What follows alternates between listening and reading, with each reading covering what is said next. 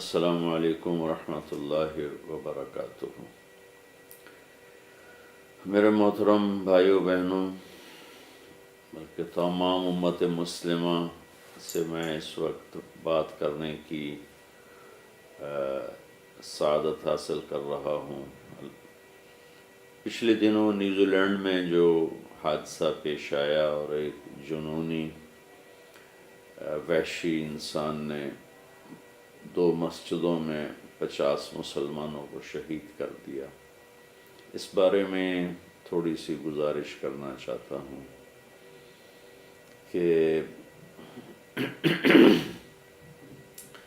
اللہ تعالیٰ نے ہمیں صحیح اور سچا دین عطا فرمایا ہے، جس میں سبحان اللہ ظلم کے بدلے میں ظلم کی کوئی گنجائش نہیں ہے۔ میرے نبی پہلی ہستی ہیں، آپ حیران ہوں گے، جب سے دنیا بنی ہے آپس کی لڑائیاں لوگوں میں ہیں۔ ہمارے نبی پہلی ہستی ہیں جنہوں نے جنگ کے قانون بنائے کہ دیکھو تم لوگ جا رہے ہو، بوڑھوں کو قتل نہیں کرنا، عورتوں کو قتل نہیں کرنا، جو گرجوں کے پادری ہیں انہیں قتل نہیں کرنا، بچیوں کو قتل نہیں کرنا، درختوں کو نہیں کاٹنا، فصلوں کو نہیں جلانا، جو ہتھیار ڈال دے اس پہ ہتھیار نہیں اٹھانا، مطلب جو صلح کرنے کے لیے جھک جائیں تو فوراً ان کے ساتھ صلح کرنا۔ ایسے خوبصورت جنگ کے اصول بتائے تو باقی زندگی کیسی ہوگی؟ تو امت مسلمہ میں ایک رد عمل کی کیفیت ہے۔ پہلی بات تو یہ ہے کہ ہم ظلم کے بدلے میں ظلم نہیں کرتے، نہ ہمیں اس کی اجازت ہے، نہ ہمارے نبی کی طرف سے نہ ہمارے رب کی طرف سے۔ جو شہید ہوئے وہ تو جنت میں انشاءاللہ گئے اور ہمیشہ کی کامیابیوں کو پا گئے اور ہمیشہ کی اللہ کی رضا ان کا مقدر بن گئی۔ نماز اور مسجد اور جمعہ اور یہ کتنے فضائل اکٹھے ہو گئے، اور مظلومانہ موت، یہ ساری چیزیں مل کر ان کو عالی شان درجات، مجھے اللہ کی ذات سے امید ہے کہ یہ سب جنت الفردوس میں جائیں گے۔ ہمیں اللہ سے اس کی بھی ہدایت کی دعا کرنی ہے جس نے یہ ظلم کیا ہے، اور ساری دنیا کے انسانوں کے لیے جو اسلام سے ناآشنا ہیں ان کے لیے دعا کرنی ہے کہ اللہ ان کو دین حق اور دین سچ کی پیروی کی توفیق عطا فرمائے۔ ہمارے نبی نے مکہ فتح کیا، 21 برس مکے والوں نے آپ کو قتل کرنے کا سارا زور لگایا، اور کتنی مشقتیں تکلیفیں آپ نے اہل مکہ سے اٹھائیں، لیکن جب آپ نے مکہ فتح فرمایا تو سب انتظار میں تھے کہ اب ہماری گردنیں کٹیں گی، ہمارے سر کٹیں گے اور ہمیں سولیوں پہ لٹکایا جائے گا، لیکن میں قربان جاؤں اپنے نبی کے اخلاق پر۔ سبحان اللہ، آپ نے فرمایا کہ میں اب تمہارے ساتھ کیا سلوک کرنے والا ہوں۔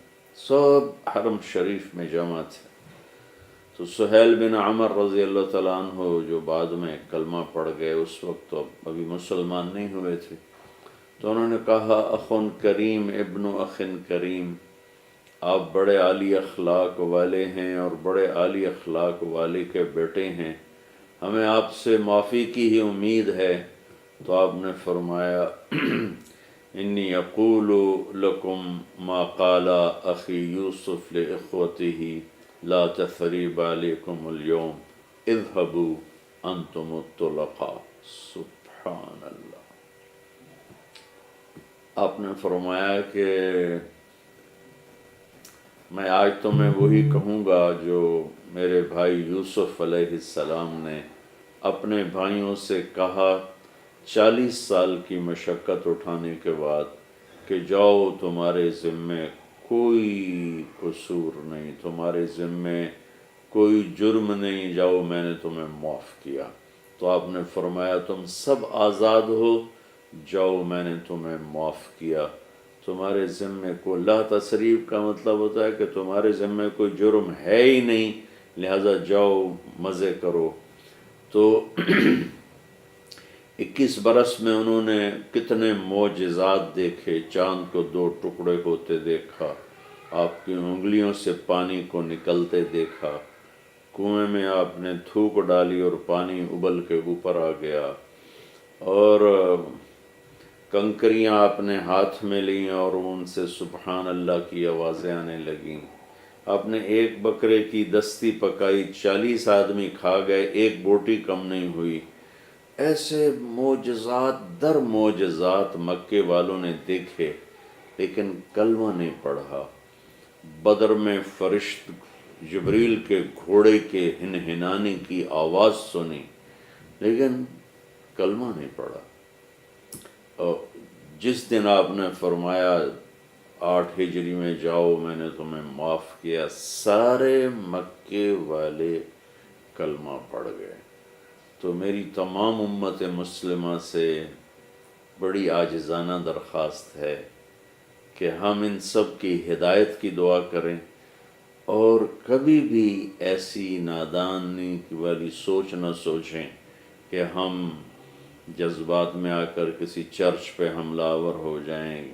یہ میرے نبی کا طریقہ نہیں ہے، میرے رب کے قرآن میں اس کی اجازت نہیں ہے، میرے رب کی طرف سے اجازت نہیں ہے۔ ہمیں معاف کرنا ہے اور اللہ پہ چھوڑنا ہے اور ان کی ہدایت کی دعا کرنی ہے۔ بیت المقدس پر جب عباسی سلطنت کمزور ہوئی تو عیسائیوں نے قبضہ کر لیا۔ تو عیسائی بادشاہ تھا، اس نے قسم اٹھائی کہ جب تک میرے گھوڑے کے سینے تک مسلمانوں کا خون نہیں آئے گا ان کا قتل عام جاری رہے گا۔ تو بچہ انہوں نے ذبح کر دیا، عورتیں ذبح کر دیں، مرد ذبح کر دیے، گلیوں میں خون پانی کی طرح بہنے لگا، یہاں تک کہ ان کے پادریوں نے آ کر بادشاہ سے کہا کہ اب رحم کرو اور ان کو چھوڑ دو۔ تو اس نے کہا نہیں ابھی میری قسم پوری نہیں ہوئی۔ تو پھر انہوں نے خون کی بالٹیاں بھر کے اور اس کے گھوڑے کے سینے کے اوپر پھینکی، جس سے اس کا سینہ مسلمانوں کے خون سے بھر گیا۔ تو اس نے کہا اچھا ٹھیک ہے اب چھوڑ دیا جائے۔ لاکھوں انسان اس نے ذبح کروا دی، لیکن اللہ تعالیٰ صلاح الدین ایوبی رحمۃ اللہ علیہ کی قبر کو روشن فرمائے، جب انہوں نے بیت المقدس کو فتح کیا تو فرمایا میری طرف سے سب کو معافی ہے، جو یہاں رہنا چاہے یہاں رہے، جو جانا چاہے جتنا مال اپنے ساتھ لے جا سکتا ہے لے جائے اور چلا جائے، اور اتنا معاوضہ ہر آدمی دے۔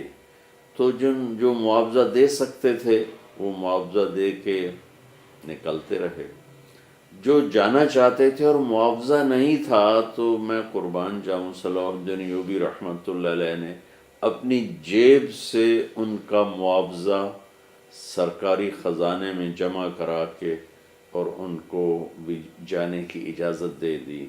تمام بڑے بڑے عیسائی مورخین جب تاریخ لکھتے ہیں تو شرم سے ان کے قلم رک جاتے ہیں اور وہ وہاں کھل کے صلاح الدین ایوبی رحمۃ اللہ علیہ کی تعریف کرتے ہیں اور اپنے بادشاہوں پہ لعنت بھیجتے ہیں۔